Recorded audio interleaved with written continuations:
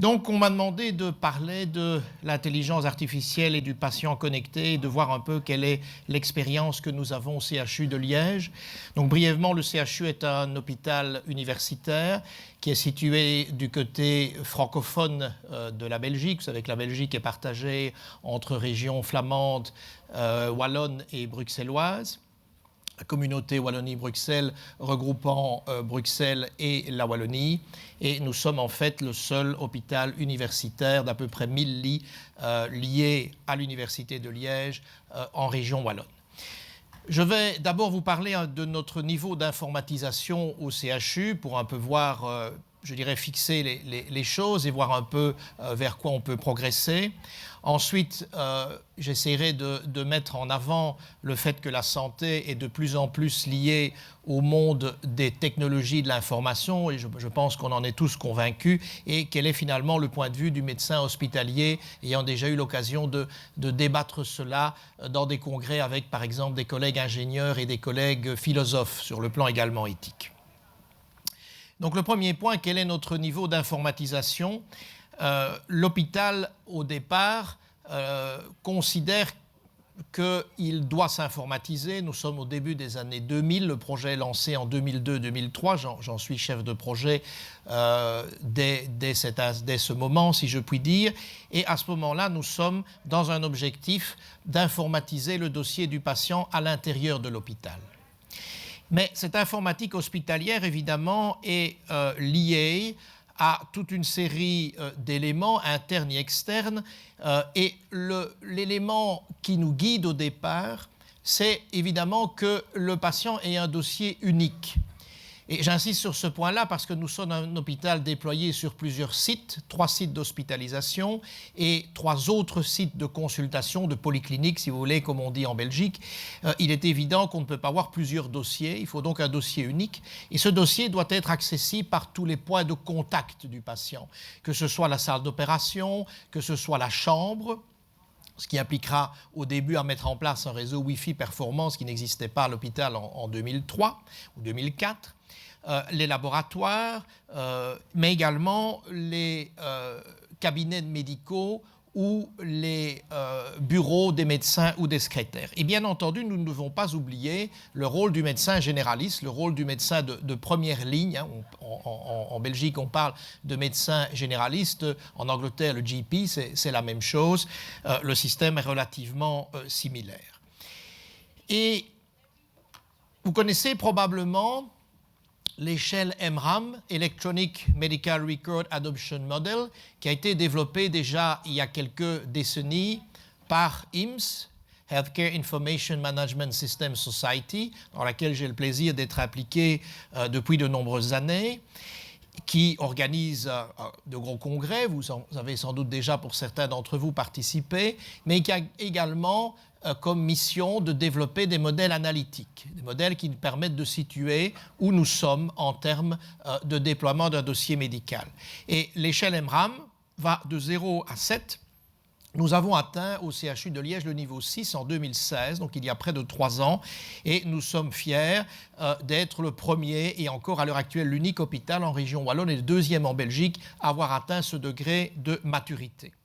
Alors comme vous le voyez là-bas, ça nécessite d'avoir un dossier patient, et par dossier patient on sous-entend dossier médical mais aussi dossier infirmier, qui est une notion importante, déployé dans une partie de l'hôpital. À l'heure actuelle, pour ce qu'on appelle l'EMRAM 2.0, c'est 50%, avec également une continuité urgence hospitalisation ambulatoire en entrepôt de données et également des systèmes d'aide à la décision et un système de boucle fermée de sécurité du médicament. Je vais y revenir brièvement.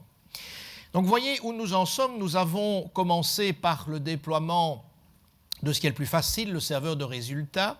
Puis nous sommes passés au dossier médical avec une perspective très rapidement d'être paperless parce que vous ne voulez pas une duplication d'informations. Nous sommes paperless depuis 2006.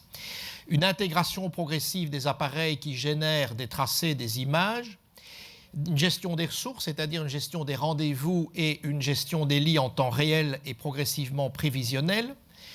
Puis un dossier infirmier, je le citais tout à l'heure, ça représente plus de 1500 personnes à former qui doivent basculer vers un nouveau processus de fonctionnement. Une prescription de biologie clinique et d'examens complémentaires, c'est-à-dire d'imagerie médicale, de médecine nucléaire, d'examens complémentaires divers. Le seul élément qui n'est pas encore informatisé dans ce lot 5, c'est la prescription d'anatomie pathologique. Et aussi un certain nombre de prescriptions ambulatoires. Et enfin, donc le dossier paramédical. Et enfin, ce qui est probablement le plus compliqué, mais peut-être aussi parmi les plus importants, c'est le circuit du médicament. C'est la prescription du médicament par le médecin, la vérification de la prescription par la pharmacie, la préparation de doses code barré à l'unité par la pharmacie au moyen de robots et l'administration du médicament par l'infirmière. Et là, nous avons fait à peu près 80%, 85% des lits, donc sur un total de 1000. Les derniers étant probablement les plus difficiles, ce sont les lits de chirurgie, pour des raisons principalement de disponibilité du médecin, de ping-pong entre le chirurgien et l'anesthésiste, mais nous avons déjà informatisé, en ce qui concerne le circuit du médicament, un certain nombre d'unités, notamment la chirurgie cardiovasculaire, les soins intensifs, la neurochirurgie, et nous avons pour objectif d'avoir terminé au milieu de l'année prochaine. Je reviens à l'EMRAM 6. L'EMRAM 6 c'est une étape très importante dans la maturation, la maturité du système. Et l'EMRAM 6 nécessite deux choses. Bien entendu aussi davantage à ce moment-là pour l'EMRAM 7. Le premier point, c'est un système d'aide à la décision clinique. Et le système d'aide à la décision, c'est le premier pas vers des systèmes d'intelligence artificielle. Nous ne sommes pas évidemment réellement dans l'intelligence artificielle dès lors que le système n'apprend pas, qu'il faut des inputs humains, mais c'est certainement un premier pas. Et ce système d'aide à la décision clinique relie les observations de santé aux connaissances des cliniciens. Quelques exemples. L'évaluation de la consultation en pré-anesthésie, où vous voyez un certain nombre d'éléments qui sont remplis, un certain nombre de questions simples que le médecin va poser de manière systématique. Y a-t-il une anémie ou une perte de sang récente? La chirurgie est-elle dans la sphère urogénitale ou une prothèse totale de hanche? Quelles sont les indications? Y a-t-il des médicaments hypoglycémiants? Et en fonction de ça, automatiquement, le système va proposer des examens à prescrire, va synthétiser les données, les détails sont repris et on peut ainsi veiller à systématiser les choses, ce qui est important particulièrement dans un hôpital académique où nous accueillons chaque année plusieurs dizaines d'assistants, de nouveaux assistants. Un autre exemple, l'évaluation des risques aux urgences, le score TIMI, qui est un score qui est généralement utilisé dans le décours d'un angor instable ou d'un infarctus sans sus-décalage du segment ST. Vous voyez les différentes questions qui sont posées et on aboutit à un score TIMI qui est calculé très rapidement avec un risque, et notamment le risque va, pour le médecin, impliquer le moment où la coronarographie doit être faite, en disant les 60 minutes, les 2 heures, ou peut-on attendre 24 heures ou même davantage. Un autre exemple, c'est celui d'un index de sévérité de pneumonie acquise en communauté. Vous voyez un certain nombre également de données qui sont remplies et dès lors un algorithme qui va être constitué qui permet de déterminer le niveau de risque. Mais ce qui est probablement le plus intéressant dans le CDSS, Clinical Decision Support System, c'est l'aide à la prescription médicamenteuse, donc ce qu'on appelle le Computerized Physician Order Entry dans les pays anglo-saxons, CPOE, où le système va permettre d'avertir le prescripteur quant à une interaction entre médicaments. Par exemple, le patient a une insuffisance cardiaque, il est sous bêta-bloquant, est-ce que tel médicament peut être ajouté, est-ce qu'il y a une contre-indication relative ou même absolue?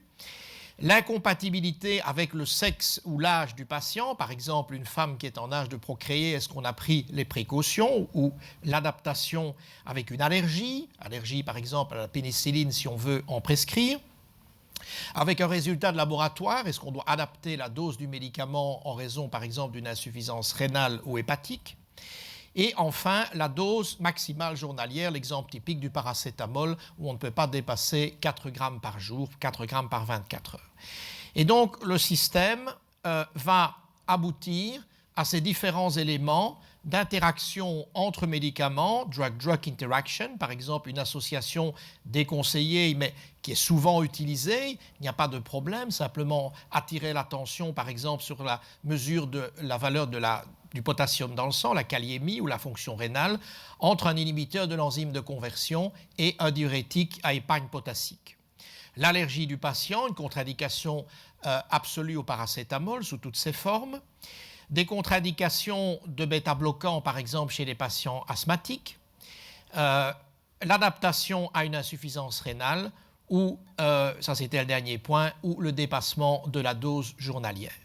Donc ce sont les différents éléments, drug-drug, drug allergy, drug patient, drug laboratory et drug doses.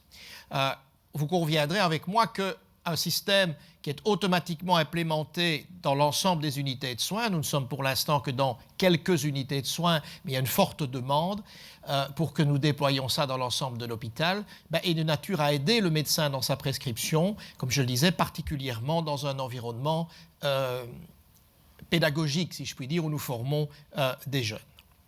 Un autre exemple aussi de système d'aide à la décision dans le cadre de diagnostic infirmier, donc pas seulement ici au niveau médical, où un patient qui est hospitalisé pour tel ou tel problème, vous voyez la probabilité de troubles de déglutition, par exemple, qui peut être important pour la prise en charge de l'alimentation du patient et bien d'autres exemples. Je reviens à l'EMRAM6. Donc, premier point important, outre le déploiement du dossier patient dans ses différentes composantes, le CDSS, le système d'aide à la décision, et le deuxième point est le circuit du médicament, qui doit être sécurisé. Et nous avons 2 robots, on est même un peu sous-dimensionné par rapport à tous les médicaments à préparer, on devrait probablement en avoir 3, mais là on a un problème de place tout simplement, et de redéploiement de la pharmacie. Alors ces robots sont pilotés par 2 choses, d'une part par la prescription électronique, donc le médecin prescrit, et d'autre part par le système de gestion des stocks. On ne peut évidemment prescrire que ce dont on dispose. Et là, on a en Europe, mais je pense aussi en Amérique du Nord, de gros problèmes depuis quelques années de rupture de stock d'un certain nombre de médicaments, ce qui amène des gros problèmes quand vous avez un système informatisé, évidemment. Et ça nous amène donc dans l'EMRAM6 au CLMA, donc the Closed Loop Medication Administration, où le médecin va prescrire et chaque médicament est identifié individuellement, il est identifié par un code barre. Vous imaginez bien qu'on va diminuer considérablement le risque d'erreur par rapport à ce qui est mentionné en bas où autrefois on prenait des médicaments, on le fait encore dans les unités qui ne sont pas, comme on dit, pipamisées, déployées en circuit du médicament. Il y a un lien avec la prescription informatisée et chaque identifiant est associé à un patient. Est-ce bien M. Dupont, un dosage, est-ce bien 500 mg, une voix, Péros, et un moment d'administration, par exemple, 14 heures. Et évidemment, le médicament, donc il y a 5 éléments, le système va vérifier que c'est le bon patient, la bonne dose, le bon moment, la bonne voie d'administration et le bon dosage. Nous avons également des armoires d'étage automatisées qui sont reliées à la prescription informatisée des médicaments et qui ne délivrent que les médicaments prescrits. Il y a bien entendu une possibilité pour l'infirmière de retirer des médicaments par voie d'urgence, si c'est nécessaire, mais ça doit être limité évidemment à l'urgence. Et pour optimiser la sécurité, un code barre est appliqué sur tous les médicaments et une fonction d'administration des médicaments est implémentée dans l'unité de soins qui utilise ces codes barres. Donc c'est le système de BCMA, Barcoded Medication Administration, et une validation par un PDA, donc par ce type d'élément qui est un ancien modèle ici que nous sommes en train progressivement de remplacer. On utilise en fait pour les prélèvements sanguins et l'administration de produits sanguins, donc les transfusions, si vous voulez, un système aussi comme cela depuis une bonne dizaine d'années. On a été relativement précurseur. Et donc l'infirmière va réaliser ce cross-matching entre le code barre qui est sur le bracelet du patient, qui est un code barre unique, évidemment, qui l'identifie, et tous les patients hospitalisés en sont munis, et d'autre part le code barre qui a été mis en place par le robot, et le matching va permettre de vérifier les 5 droits, the 5 rights, dont je parlais tout à l'heure. Ceci est donc l'ensemble d'un élément important. Alors, pourquoi est-ce que c'est complexe? Le premier point, c'est parce qu'il faut que le médecin, évidemment, prescrive et que dans un certain nombre d'hôpitaux, et en particulier au CHU de Liège, nous sommes confrontés autrefois à une culture de l'ordre oral. C'est-à-dire, à l'infirmière, tu fais ça, tu donnes ça, puis on verra plus tard.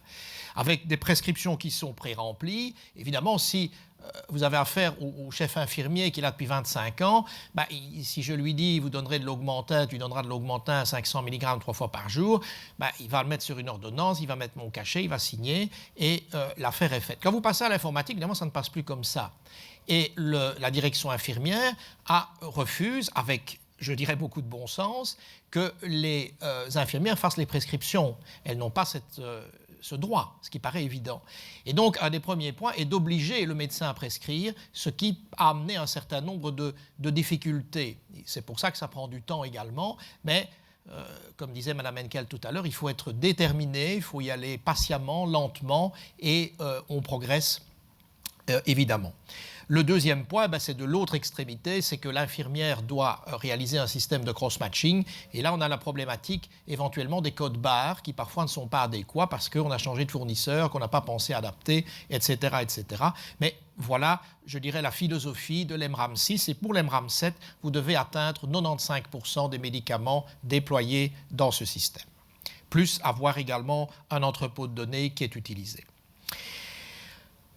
L'hôpital, on l'examine sous l'angle de la prise en charge des patients en fonction d'un certain nombre de modèles de gestion. Quels sont, dans ce cadre, les objectifs de déploiement d'un dossier patient informatisé? C'est de favoriser la sécurité, la traçabilité, la qualité, le contenu des soins. Et je crois qu'il n'y a aucun doute qu'un DPI qui est correctement utilisé, il n'y a pas de raison qu'il ne le soit pas, il optimise les soins. Il amène d'autres types de métiers dans l'hôpital, il modifie certainement la façon de procéder. Vous avez le change management qu'il faut prendre en considération, mais je suis convaincu qu'il optimise la qualité des soins. Alors, il optimise probablement aussi nos dépenses de santé. Pourquoi? Bien, en Belgique, comme dans un certain nombre de pays, nous sommes financés en fonction de ce qu'on appelle l'activité justifiée. C'est quoi l'activité justifiée? Vous êtes hospitalisé avec un diagnostic, par exemple une appendicite, un degré de sévérité qui va de 1 à 4. Si vous n'avez pas de comorbidité, vous serez au niveau 1. Si vous êtes âgé en insuffisance rénale, vous serez peut-être au niveau 3. Et pour chaque diagnostic avec un indice de sévérité, eh bien, nous sommes financés en fonction de la durée moyenne nationale de séjour. C'est-à-dire que si cette durée est de 1,8 jours et que le patient est hospitalisé 2 jours, nous perdons 0,2. Si nous le renvoyons chez lui après 1 jour, nous gagnons 0,8. Alors, dans ce cadre, et on est pénalisé si le patient revient aux urgences avec une complication dans les 30 jours, pour éviter évidemment quand même les excès, ce qui est, je pense, bien organisé. Des éléments, évidemment, que le DPI va permettre d'optimiser, c'est le processus et d'éviter, par exemple, qu'une demande d'examen complémentaire de type radio, tout simplement, ne soit perdue quelque part. À partir du moment où elle est informatisée, vous avez une traçabilité complète et vous pouvez aussi beaucoup mieux vérifier que dans le planning des soins du patient, l'ensemble des éléments est prévu. S'il y a un soin de plaie important au niveau du pied à faire le matin, on ne commence pas le soin de pied si on sait que le patient, à 9h30, il va avoir un scanner ou un PET scan ou une RMN ou que sais-je encore. Le DPI augmente le partage des connaissances. Il réduit le temps de décision. On a d'emblée l'accès à l'information. On ne doit pas chercher le dossier médical quelque part, peut-être aux archives si c'est un patient qui revient aux urgences ou que sais-je encore, ou si on nous demande un avis dans une autre salle. Et il augmente la protection du patient du point de vue légal parce que tout est documenté et il y a évidemment des logs, donc on sait s'il y a une modification qui a été faite, on sait qui a écrit quoi, etc. Ça, je pense que c'est un point important. On améliore également le confort du patient. Alors, le confort du patient de par le DPI, mais nous avons également mis en place un certain nombre d'autres outils, des terminaux multimédia en validation, je vais y revenir, des solutions qui permettent depuis le domicile un certain nombre de formes d'hospitalisation et un projet qui est en cours depuis 2-3 ans qui est un portail patient. Je dirais que là, on est dans l'évolution. Donc le premier point, nous avons un de nos sites particuliers qui est consacré à la revalidation donc de patients qui ont eu des gros traumatismes orthopédiques ou des problèmes neurologiques graves, par exemple. Ce sont les deux je dirais, ou vasculaires aussi éventuellement. Donc ce sont des patients qui sont hospitalisés pendant des semaines ou des mois, pour lesquels la revalidation est prise en charge. Et là, nous avons déployé des interfaces adaptées aux patients, des terminaux multimédia de confort pour le patient, avec un certain nombre de fonctionnalités que vous voyez là-bas déployées, et d'autres qui sont en cours de déploiement ou en cours d'examen progressivement. Ce n'est probablement pas indispensable dans une unité où un patient reste 24 ou 48 heures, mais où il reste plusieurs semaines. C'est évidemment un confort extrêmement important. Dans le cadre du congrès, évidemment, ici, de première ligne en santé, mettons en avant les échanges avec l'extérieur. Et nous avons en Wallonie, depuis déjà plusieurs années, ce qu'on appelle le réseau de santé wallon, où, je pense, plus de 2 millions de citoyens sont connectés. Donc la Belgique, c'est 11 millions d'habitants, et de mémoire, il y en a 4,5 millions à peu près au niveau wallon. Donc une bonne proportion. Je ne suis pas sûr du chiffre exact à l'heure actuelle, parce qu'il évolue assez fort tous les mois. Voyez le lien, vous pouvez aller voir. Alors, le principe du réseau de santé wallon, c'est quoi? C'est que le patient donne autorisation à un médecin ou à un hôpital pour avoir accès à son dossier dès lors qu'il y a un lien thérapeutique. Ceci est vrai pour l'hôpital ou pour le médecin spécialiste ou pour le médecin généraliste à son cabinet. Et sur les serveurs centralisés, il y a, si vous voulez, des pointeurs qui permettent de dire, pour monsieur Dupont, l'hôpital du CHU de Liège peut avoir accès au dossier qui se trouve dans un autre hôpital, ou le généraliste a accès à ce dossier, et ainsi de suite. Donc le dossier n'est pas centralisé, c'est important, ce n'est pas un dossier unique, ce n'est pas un dossier centralisé. Le dossier reste sur le serveur de l'hôpital, donc des différents hôpitaux, ou du généraliste ou du spécialiste extra-hospitalier, mais celui-ci y a accès si le patient a donné cette autorisation, et nous incitons, bien entendu, il y a des actions de promotion du réseau de santé wallon qui se font au niveau de la Belgique, de la Wallonie, il y a également un lien avec Bruxelles, ou qui se font également au niveau des différents hôpitaux avec un succès important. Ça offre une grande sécurité, c'est une manière d'aborder le problème sans doute plus simple que d'avoir un dossier unique. Parce que quand vous avez le dossier unique, vous avez aussi toute la problématique du choix du logiciel, ce qui n'est évidemment pas facile. Ici, le système est différent et on a les acteurs du réseau de santé wallon auquel nous participons depuis longtemps ont, je dirais, balisé tous les éléments également avec l'ordre des médecins en termes éthiques, etc. Alors depuis maintenant 3 ans, il y a une possibilité pour le patient d'avoir un accès à l'information sur le réseau de santé wallon. Donc en tant que patient, il peut se connecter et avoir les résultats de biologie clinique ou les protocoles d'hospitalisation, de consultation, etc., avec un délai de 30 jours. Pourquoi ce délai de 30 jours? Pour éviter d'apprendre un diagnostic difficile, par exemple un cancer, de manière frontale. Je pense que c'est quand même beaucoup plus humain et éthique que ce soit le médecin qui annonce cela plutôt que le patient qui se connecte 2 jours après, par exemple, sa mammographie ou son examen et qui découvre qu'il a un cancer. Donc ce délai de 30 jours. Nous partageons également l'imagerie médicale avec les médecins extérieurs avec un système d'authentification forte. Nous avons également une application de prise de rendez-vous en ligne qui se développe progressivement pour pas mal d'examens. Alors, je vais poser une première question, puisqu'on m'a demandé d'avoir 2-3 questions de type sondage. Dans le cadre d'une maladie dont vous vous connectez, si vous voulez bien, via votre smartphone, sur le site qui est indiqué au-dessus de la diapositive, paulev.com première ligne, donc PL Santé 2019. Et la première question est celle-ci. Dans le cadre d'une maladie de longue durée ou d'une maladie chronique, donc par exemple cardiaque, respiratoire, rénale, diabète, que sais-je, seriez-vous d'accord pour que vos soins médicaux et paramédicaux soient assurés à votre domicile, raccourcissant dès lors votre séjour à l'hôpital? Soit à domicile, oui, non, ou sans opinion.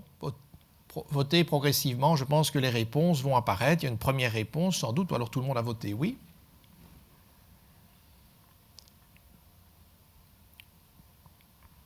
Est-ce qu'on sait combien de personnes ont voté? Vous avez cette information?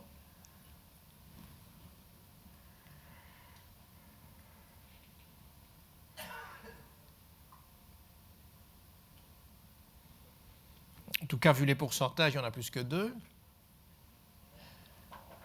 Donc, manifestement, la majorité d'entre nous sont d'accord pour des soins à domicile, à condition évidemment qu'ils soient effectués correctement. On revient à la présentation. Alors, l'hospitalisation à domicile, c'est évidemment, je ne vais pas dire le Graal, mais c'est l'évolution logique. À partir du moment où je vous parlais tout à l'heure de système de lit justifié, et le lit justifié, c'est un peu un système qui se mord la queue, évidemment, puisque chaque année, tout le monde essaye de diminuer le durée de séjour, donc la moyenne nationale diminue. Alors, ça ne peut être qu'asymptotique, parce que sinon, vous n'aurez plus d'hôpital. Mais, in fine, il y a une tendance à la diminution, jusqu'à une certaine limite. Au CHU, nous avons une durée moyenne, toute pathologie confondue, de l'ordre de 6 jours de mémoire. Nous sommes dans un hôpital, je dirais, qui travaillons dans l'ensemble des systèmes de soins, et y compris des centres de référence secondaires ou tertiaires. Alors, pour une hospitalisation à domicile, il nous faut évidemment des équipes multidisciplinaires. Il nous faut un médecin généraliste avec lequel nous allons pouvoir travailler. Il ne faut pas que le médecin généraliste se sente exclu. Il faut une structure extérieure de soins et il faut aussi un transporteur de médicaments. Il faut qu'un élément soit prévu, peu ou prou, en fonction des éléments. Donc vous voyez les différents éléments qui doivent être coordonnés, le médecin hospitalier, le pharmacien hospitalier et l'infirmière interne. Alors l'hospitalisation à domicile nous amène à un changement de paradigme. Sur la première diapositive que je vous ai montrée, j'ai insisté sur le fait que le DPI était hospitalo-centré, sur le patient bien entendu, mais à l'hôpital. Ici, nous considérons que le passage à l'hôpital n'est qu'une étape de parcours de soins du patient, une étape qui doit être évidemment optimale, où le patient va être pris en charge de manière optimale et où, dans la mesure du possible, cette prise en charge va être aussi courte que possible. Et vous allez donc avoir un lien entre le médecin de ville, l'hôpital, les établissements médico-sociaux et le domicile avec des passages de l'un à l'autre. Et il est évidemment indispensable que le patient soit pris en charge de manière optimale, avec une continuité des soins qui doit être assurée tout au long de son parcours. Il ne faut pas que, quelque part dans la chaîne, il y a une faiblesse, parce que l'information, notamment, n'a pas été transmise. Et de nouveau, on conçoit bien que l'informatisation va nous aider. Imaginez qu'on ne va pas se balader avec des feuilles de papier qui vont immanquablement se perdre ou qui ne vont pas se trouver au moment où elles devraient se trouver, bien entendu. Et le patient, particulièrement le patient chronique ou le patient qui a une maladie grave avec un suivi de soins à domicile, il a un historique auprès de son généraliste, auprès de son spécialiste, et il aura un suivi. Donc quand il entre à l'hôpital, ce qui est extrêmement important, il n'y a rien de plus agaçant pour le patient que de devoir répéter 10 fois la même chose ou qu'on lui demande 3 fois quelque chose.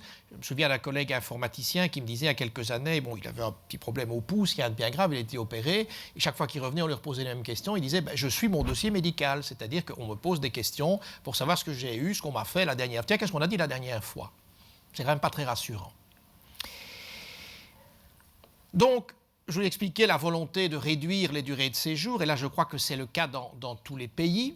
Il y a une volonté nette, que l'on soit en Europe ou en Amérique du Nord, ou probablement également en Asie. On veut éviter la rupture de la chaîne de soins.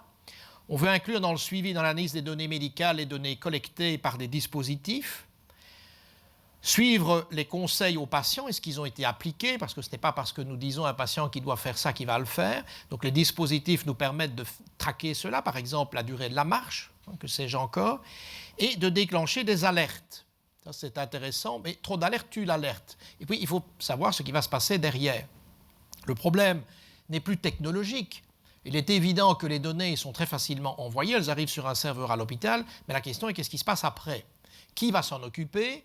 Il y a des algorithmes, bien entendu, mis en place, possibles, mais après, est-ce que ça doit être une secrétaire, une infirmière qui contacte le patient, un médecin? Est-ce qu'il faut modifier la thérapeutique, augmenter ou diminuer la dose, par exemple? Est-ce qu'il faut demander au patient de revenir en consultation 2 jours plus tard ou se présenter aux urgences? Tout ça, évidemment, doit être déterminé, mis en place de manière aussi optimale que possible. Donc, ce que nous avons mis en place, que nous avons développé sur notre plateforme de dossiers patients informatisés, qui s'appelle OmniPro, c'est un logiciel belge francophone, s'appelle Odyssey.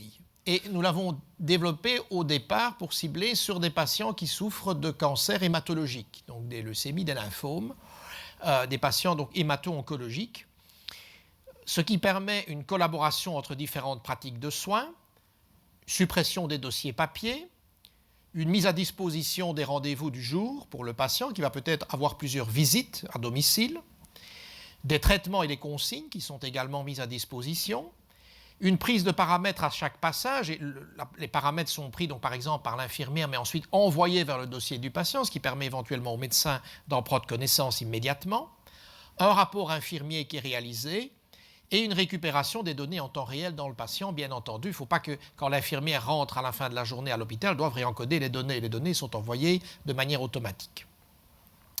Donc cette solution Odyssée, hospitalisation à domicile, nous amène à gérer le DPI en dehors des murs de l'hôpital, à faciliter la transmission et la saisie des informations, et à utiliser de plus en plus les technologies mobiles, évidemment, que ce soit du patient ou du soignant.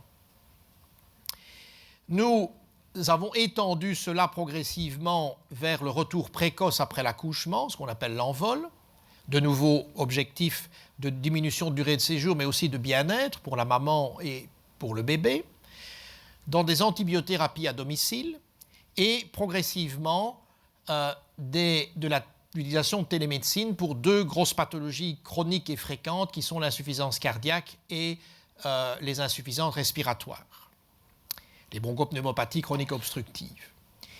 Ça nous a permis aussi de développer des compétences techniques pour des applications mobiles patients, donc, qui sont bénéfiques à l'équipe de mon département, de GSI, et à exploiter des API fournisseurs en termes de rendez-vous, en termes de biologie, de facturation, etc.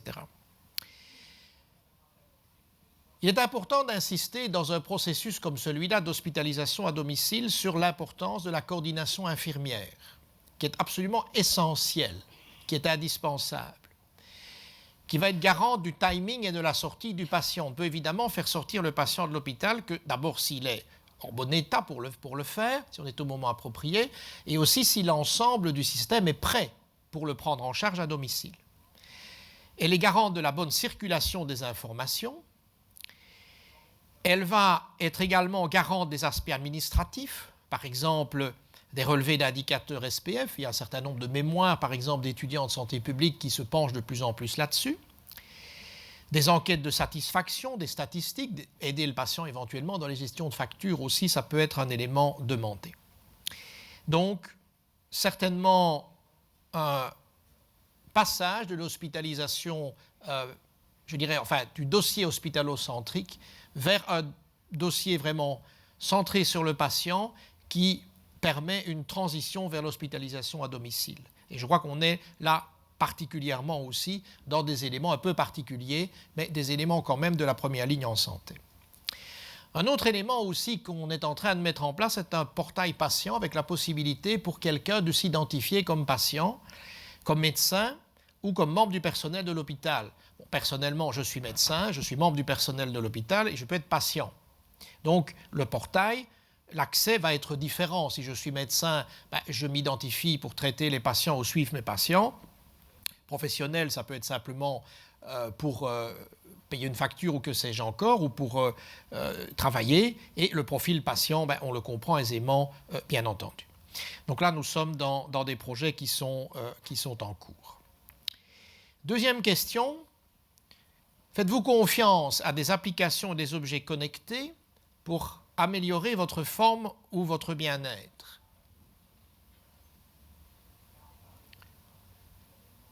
Fréquence cardiaque quand on court, ou saturation d'oxygène à domicile pour un insuffisant cardiaque ou respiratoire, hydratation, pression artérielle, fréquence cardiaque, tout ça, la plupart sont favorables. Maintenant, on est dans une audience, évidemment, on peut l'espérer, qui soit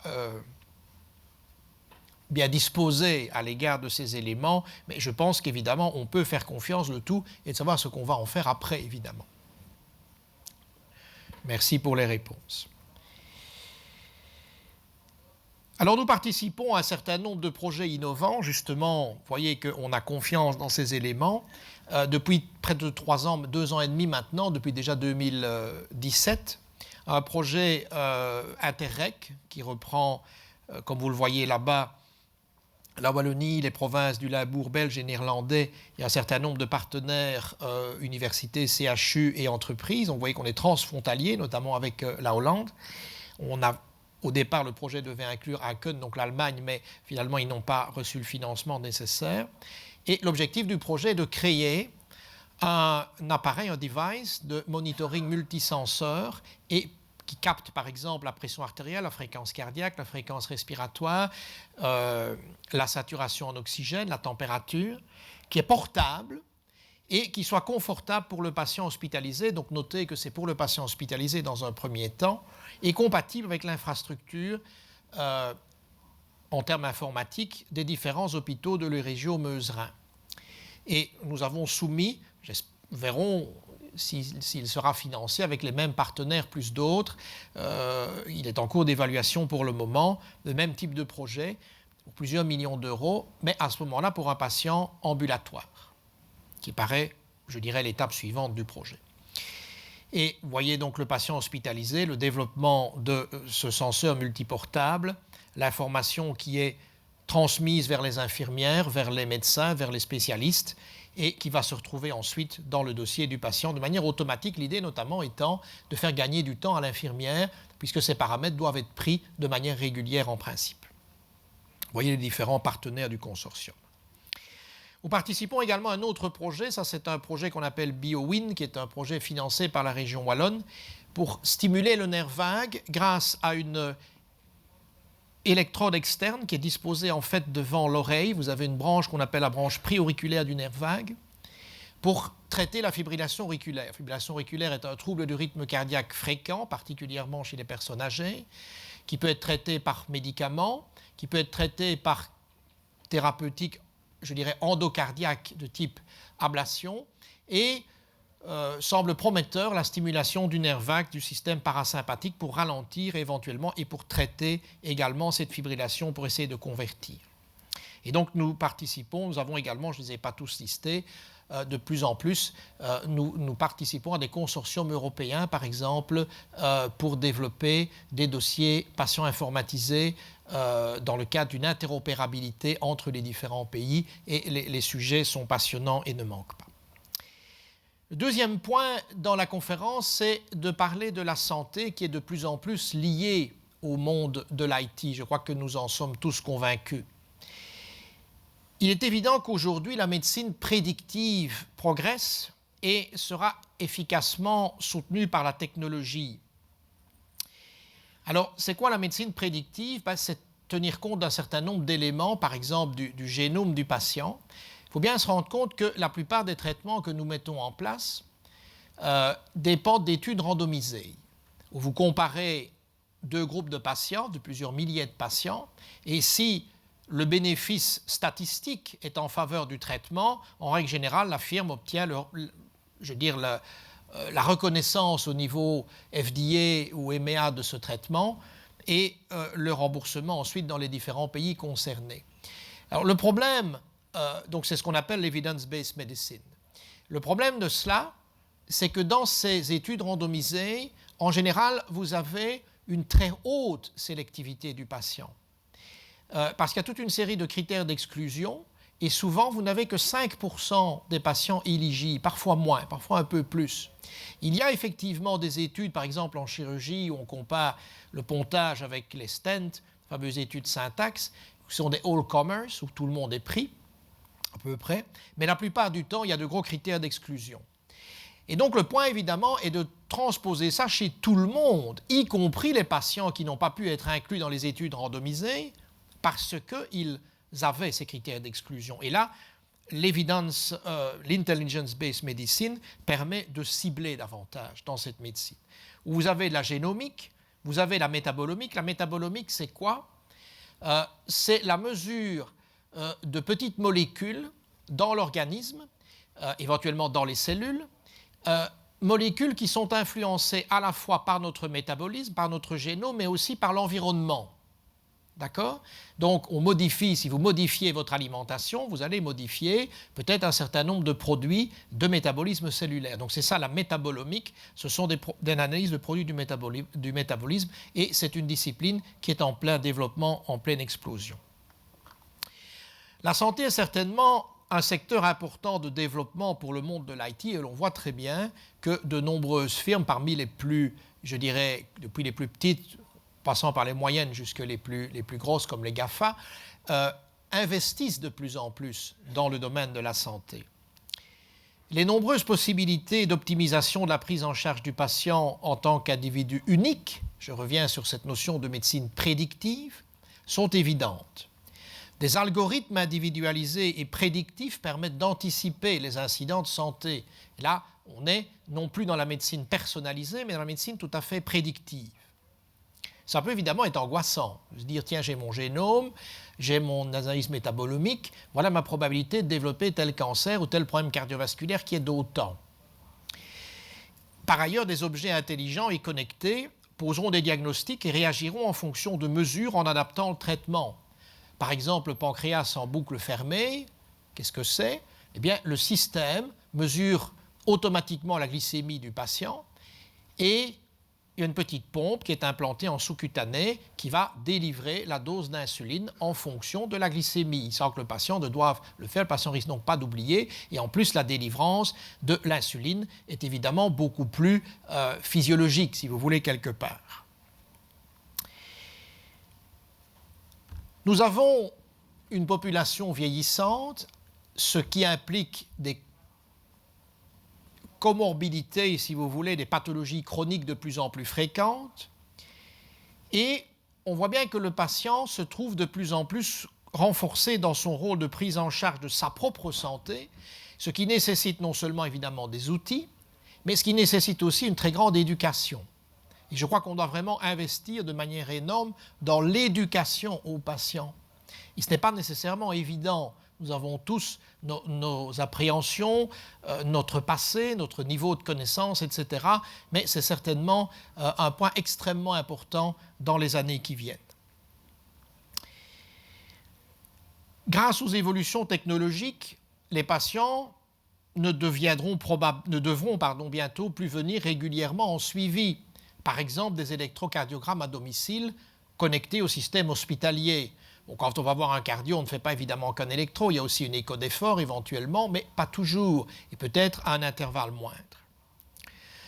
Ce partage de l'information, cette révolution digitale et les objets connectés amènent chacun à devoir repenser son rapport à la santé.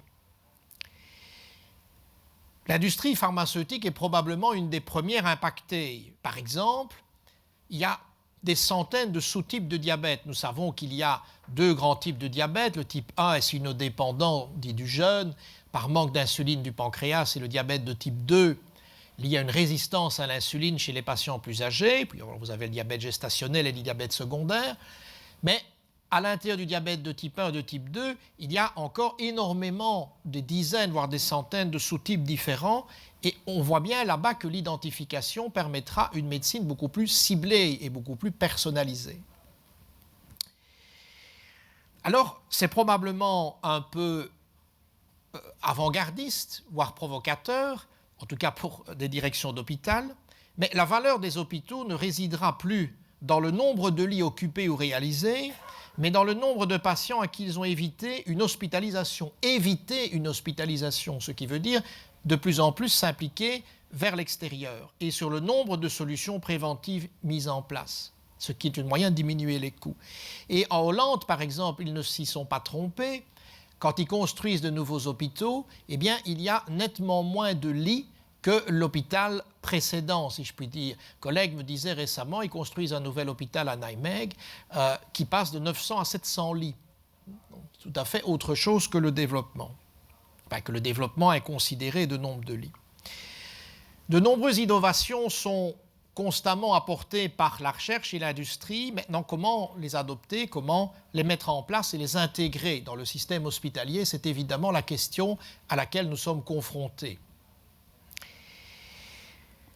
Alors, ce que nous devons faire, c'est d'abord nous parler, certainement, à l'intérieur de l'hôpital et faire face aux différents problèmes c'est clair, comme je le disais tout à l'heure, que la mise en place, par exemple, d'un dossier infirmier ou d'un circuit du médicament modifie le métier, par exemple celui de l'infirmière. Mais aussi en pharmacie, en biotechnologie, les médecins, bien entendu, également, donc l'importance de l'organisation de l'information. Et tout cela ne peut se faire qu'en avançant dans la même direction et en ayant bien à l'esprit que ce que nous voulons, c'est optimiser les soins aux patients tout en diminuant les coûts en tant que société. Je crois également que nous sommes à un carrefour où les collaborations entre la recherche, l'industrie, donc la recherche fondamentale ou clinique, l'industrie pharmaceutique ou device ou l'industrie IT et les entités soignantes sont certainement améliorées. Et il y a de plus en plus de possibilités de projets innovants. Il faut oser ces projets innovants. Nous devons investir de manière massive et je pense que nous sommes à un tournant pour cela et que des hôpitaux universitaires ou des universités sont certainement bien positionnés pour cela avec des partenaires publics et privés. Troisième question dans le sondage. Craignez-vous qu'à l'avenir, votre santé soit gérée par une intelligence artificielle en remplacement de votre médecin?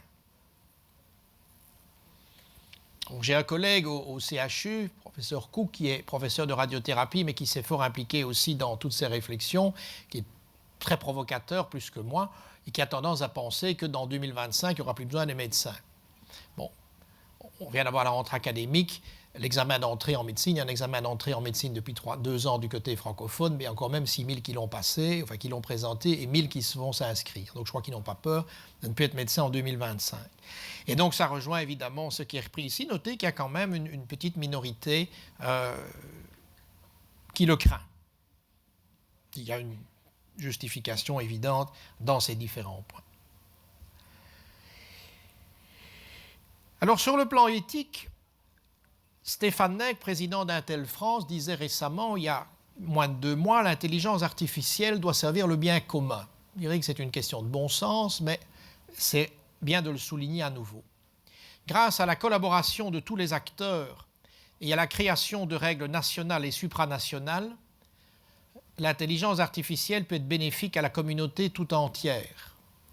Pour cela, tous les acteurs du secteur doivent s'impliquer pour créer un climat de confiance propice à son développement et à la perception positive du grand public. L'intelligence artificielle ne doit pas nous faire peur. Il y avait des gens qui, au début des années 80, avaient peur des ordinateurs.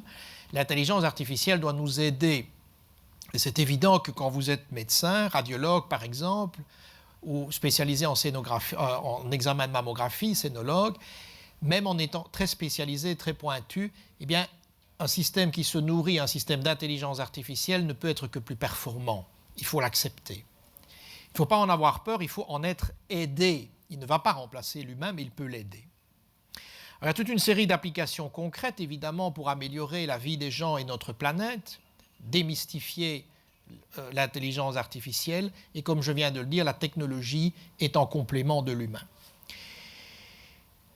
Et franchement, je pense qu'on doit bénéficier de l'ensemble de ces éléments et être heureux d'être de vivre à une époque où nous avons l'accès, et particulièrement dans nos pays industrialisés, d'y développer à tous ces éléments. Alors notre stratégie au CHU est donc de disposer d'un dossier complet adapté aux besoins. Nous avons atteint l'EMRAM 6, nous devons être recertifiés l'année prochaine, que c'est pour 3 ans.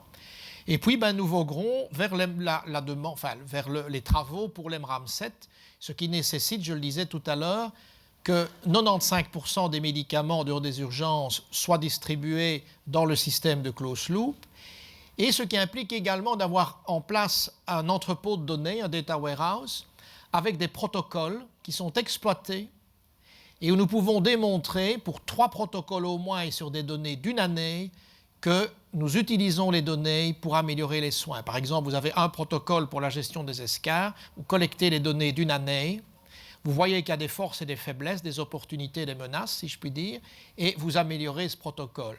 Ça, c'est l'intérêt d'un entrepôt de données qui est utilisé. Nous souhaitons être pilotes dans l'adoption de nouvelles organisations, procédures et technologies, participer à des projets d'exploitation de données pour améliorer la prise en charge des patients, des collaborations avec l'université, avec différentes spin-offs, et, comme je vous l'ai montré, participer à des projets régionaux, interrégionaux, transfrontaliers européens sur différents types de sujets d'intelligence artificielle ou d'objets connectés. En conclusion, il nous semble que l'hôpital, au sein de l'évolution des soins de santé au XXIe siècle, nous arrivons en 2020, nous avons déjà un cinquième du siècle qui est passé, le temps passe vite. Nous sommes face à une population vieillissante et à une augmentation des pathologies chroniques, ostéo-articulaires, endocrinologiques, diabète, rénal, cardiaque, pulmonaire, neurologique. Nous souhaitons aller vers une médecine de plus en plus préventive, nous en avons les moyens, avec la génomique, la protéomique, la métabolomique, donc plutôt préventive que curative et qui doit être soutenue par les évolutions numériques et l'intelligence artificielle. Il nous faut augmenter la prévention et dans la prévention, je mettrai et j'insisterai, comme je l'ai dit il y a un instant, sur l'éducation aux patients. L'éducation thérapeutique, mais aussi l'éducation au comportement de tous les jours. Nous devons augmenter les soins et l'hospitalisation à domicile. C'est un élément extrêmement important et urgent. Nous devons veiller à mettre en place une bonne coordination en tant qu'hôpital avec les médecins généralistes et avec les autres acteurs des soins de santé, par exemple les logopèdes, les psychologues, les kinésithérapeutes ou les pharmaciens. Les pharmaciens n'ont pas qu'un rôle dans la dispensation du médicament, mais ils ont aussi un rôle de conseil thérapeutique. Et l'hôpital est de moins en moins un point focal, mais c'est un point continu qui fait partie du trajet de soins du patient. Nous devons mettre en place des stratégies intelligentes pour penser la santé comme un système, pour adopter des nouvelles technologies qui vont soutenir ces différentes évolutions. Nous sommes à la croisée des chemins. Et nous devons mettre en place des outils nécessaires pour que le patient soit véritablement un acteur de sa santé. Vous me direz, on attend beaucoup de lui, c'est vrai, et nous sommes là pour l'aider. C'est ce qu'on appelle l'empowerment du patient. Nos défis, c'est de repenser le rôle du médecin hospitalier face à l'apparition et aux angoisses peut-être que, surtout peut-être pour les générations plus avancées, face à l'apparition des outils d'intelligence artificielle. Nous devons éviter que tous les acteurs se sentent écrasés par une technocratie excessive. On voit de plus en plus apparaître, notamment aux États-Unis, le rôle du dossier patient informatisé dans le burn-out des soignants, dans le burn-out des médecins. Je pense honnêtement que ce qui est à mettre en cause là-bas, ce n'est peut-être pas tout à fait le DPI, mais c'est aussi la masse d'informations qu'on veut rentrer. À partir du moment où on est assommé par une quantité importante pour des questions de facturation, ou pour des questions de tarification de facturation, ou pour des questions où on a peur des lawsuits, et où le médecin doit passer 1 à 2 heures en soirée pour remplir l'ensemble de ces éléments, je ne suis pas sûr que c'est uniquement le DPI qui en soit responsable. Et face au développement de la médecine préventive, nous devons repenser le rôle du médecin généraliste et l'échange des données avec celui-ci parce que le généraliste est pivot. Donc le médecin de famille, si vous voulez, le family practitioner, le GP, le general practitioner. Démystifier l'intelligence artificielle, je l'ai dit à plusieurs reprises, et maîtriser, bien entendu, les dépenses sans freiner l'évolution. Je vous remercie à nouveau de l'invitation qui m'a été faite de partager notre expérience ici dans la belle ville de Montréal. J'espère que les différents éléments partagés avec vous ont suscité votre intérêt et je serai très heureux ensuite de répondre à vos questions autour d'un café ou d'une autre boisson rafraîchissante. Encore merci et une bonne suite de conférences.